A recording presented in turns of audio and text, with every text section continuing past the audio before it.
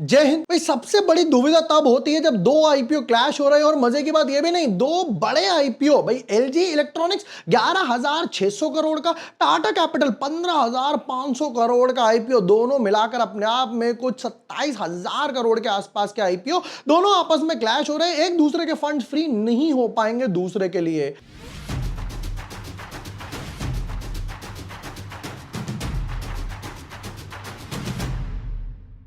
Hi everyone, my name is जुबोर वाशने, I am a SEBI registered research analyst. आज की वीडियो में करने वाले हैं दोनों आईपीओ के बीच में कंपैरिजन कि अगर आपके पास एक लॉट का ही पैसा है तो किस में लगाएं। चलिए, पैसा भी ज्यादा है, एचएनआई कैटेगरी में लगाना है तो किस में लगाऊं, एलजी में लगाऊं या टाटा में लगाऊं। भाई टाटा ने लॉन्ग टर्म में वेल्थ तो क्रिएट करके दिखाई है, पर लास्ट ईयर के मुकाबले सारे टाटा के स्टॉक्स, वो टाटा एलेक्सी हो गया, टाटा मोटर्स वगैरह हो गया, वोल्टास वगैरह हो गया, ट्रेंट वगैरह हो गया, सब डाउन है। तो ऐसे में क्या आईपीओ अप्लाई करें या नहीं, let's deep dive in our analysis. But yes, before moving ahead, अगर अभी तक आपने चैनल सब्सक्राइब नहीं किया है या न्यू यूजर हो तो यहां पर आपको सारे वीडियोस मिल जाएंगे। टाटा कैपिटल का डिटेल्ड एनालिसिस, एलजी इलेक्ट्रॉनिक्स का डिटेल्ड एनालिसिस, पीएसयू बैंक्स, आईआरईडी हो गया, home freight, listing strategies, page Digitek, CDSL market, ये वो सब आपको ऑन द बोर्ड मिल जाएगा। देखिए, अब यहां पर हम जो बात कर रहे थे ये दो आईपीओस हैं। अच्छा, बाद में फिर ये रूबिकॉन का भी आया है, इस पर भी मैं वीडियो बना के डालूंगा, है हमारे पास अच्छा खासा टाइम। अब टाटा कैपिटल के फंड्स रूबिकॉन के लिए शायद, आई एम सेइंग शायद, एक बारी को फ्री हो पाए, बट एलजी इलेक्ट्रॉनिक्स के 90% फ्री नहीं हो पाएंगे। भाई फ्राइडे को क्लोज होगा, फिर उसके बाद ये मंडे को क्लोज हो जाएगा। इसके एलजी के फंड्स मंडे को ही फ्री होंगे, सुबह हो गए या अलॉटमेंट के टाइम हो गए तो ठीक, वरना भैया भूल जाओ, रूबिकॉन के लिए पैसा मिलेगा, बाद में देखेंगे लगाना या फिर नहीं लगाना। एलजी इलेक्ट्रॉनिक्स की जब डिटेल्ड वीडियो डाली थी हमने, भैया आप लोगों से कहा था कि थोड़ा सा प्यार दीजिए, बट आप लोगों ने भैया उससे डबल प्यार दिया, भरपूर प्यार दिया। एक्सपेक्टेड था 300 कमेंट, 919 कमेंट, बाप रे। यहां पर LG versus comparison comparison comparison comparison, सब यहां पर कह रहे हैं भैया कंपैरिजन वगैरह दीजिए। चलिए कंपैरिजन स्टार्ट करते हैं। मैंने यहां पर कुछ पॉइंटर्स वगैरह बनाए हैं। देखिए, आईपीओ साइज की बात करते हैं। अब आईपीओ साइज में एक अच्छी बात, एक बुरी बात है कि जब छोटा आईपीओ होता है ना, 100, 150, 200 करोड़ के आसपास, तब अलॉटमेंट मुश्किल होती है पर सप्लाई भी कम होती है। जब बड़ा आईपीओ होगा तब सप्लाई भी ज्यादा होगी, बट सप्लाई ज्यादा होगी, अलॉटमेंट भी मिलेगी, प्रेशर आता है। पेटीएम, एलआईसी, उसके बाद आर पावर, कोल इंडिया, ये बड़े बड़े नाम क्यों फेल हुए?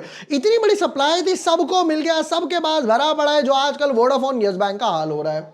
यहां पर इसका आईपीओ साइज है 15,500, इसका है 11,600, तो भाई प्रायोरिटी इसको मिलेगी क्योंकि इन दोनों में इसका आईपीओ साइज कम है। हालांकि वैसे तो दोनों जाइंट आईपीओ ही नजर आ रहे हैं। पैट मार्जिन की बात करते हैं, एलजी का पैट मार्जिन 8% के आसपास है, शुरू से प्रॉफिट में। टाटा कैपिटल का पैट मार्जिन 13% के आसपास है, यह भी भैया शुरू से प्रॉफिट में है। तो यहां पर बाजी मारी टाटा कैपिटल ने और एलजी रहा नंबर 2 पर।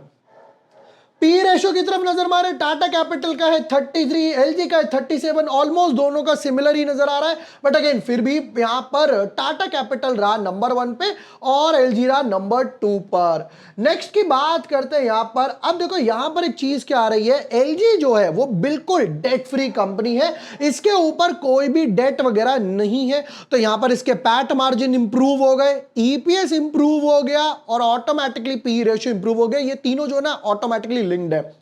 जिसको नहीं पता है, होमवर्क आज का ये है, गूगल पर जाना है, आपको किस किस के बारे में रीड करना है, ईपीएस कैसे निकलता है, पी रेशो कैसे निकलता है, इसके बारे में रीड करना है। अब यहां पर टाटा कैपिटल के साथ क्या है, ये ऑटोमेटिकली एक फाइनेंस कंपनी है। देखिए, जब फाइनेंस कंपनी है, पीछे से इक्विटी के थ्रू या लोन के थ्रू, बॉन्ड्स के थ्रू पैसा उठाएगी, वहां पर पे करेगी 5-7% का एक काइंड ऑफ इंटरेस्ट बोल देते हैं इसको, ठीक है। दूसरी तरफ आगे लोन देगी 8 से 10% पे, तो ये जो बीच का 2-4% बचता है, ये इनकम है, उसमें से इसको बोलते हैं एनआईएम, नेट इंटरेस्ट मार्जिन, उसमें से भी अपने खर्चे काटेगी। अब फाइनेंस कंपनी में क्रिएट होते हैं एनपीए वगैरह, जो पैसा गया और कभी वापस नहीं आने वाला।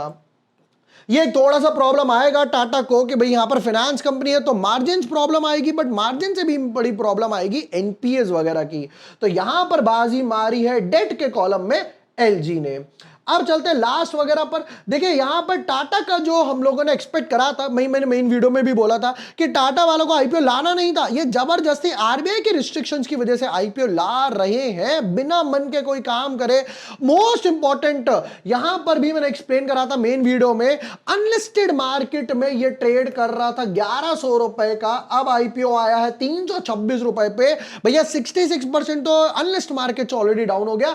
इनफैक्ट जिसने 700 से लेकर 1100 जिस भी रेट पर आपने परचेज कराया, आप ऑलरेडी टाटा कैपिटल में अनलिस्टेड मार्केट में ट्रैप हो चुके हो। लिस्टिंग गेन की बात करें, एलजी में एक्सपेक्टेड है 10 से 20% के आसपास और टाटा में एक्सपेक्टेड है 8 से 15% के आसपास। प्रायोरिटी क्या बनेगी वो भी फटाफट से यहां पर चेक करा देता हूं।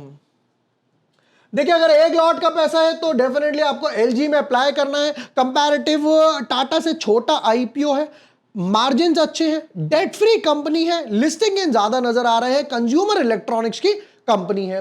अगर आपके पास 2 लॉट का पैसा है तो दूसरा लॉट जाएगा टाटा कैपिटल में, मतलब पहला जाएगा एलजी में, दूसरा जाएगा टाटा कैपिटल में। भाई एक और नन्हे मेहमान आ गए हैं, जूनियर एनालिस्ट हमारे साथ। तो पहला लॉट जाएगा एलजी में, दूसरा जाएगा टाटा कैपिटल में। एचएनआई कैटेगरी बात करता हूं तो यहां पर भी पहला जाएगा एलजी में, दूसरा जाएगा टाटा में। आपको मल्टीपल लॉट्स वगैरह में अप्लाई वगैरह करना पड़ेगा, मल्टीपल लॉट्स में अप्लाई करो, मम्मी के अकाउंट से, पापा के अकाउंट से, ताकि अलॉटमेंट के चांसेस वगैरह बढ़ जाए। एलजी और टाटा अगर आप लॉन्ग टर्म के लिए होल्ड करना चाहें तो लॉन्ग टर्म के लिए भी होल्ड कर सकते हैं। दोस्तों ये था एक कंपैरिजन जो आपने डिमांड करा एलजी और टाटा कैपिटल आईपीओ के बीच में। आई होप वीडियो यूजफुल रहा हो, इसी टाइप के और वीडियोस लेकर आने वाला हूं। ऑलराइट चल रहे हैं, आए कर दो सबको, आए आए आए।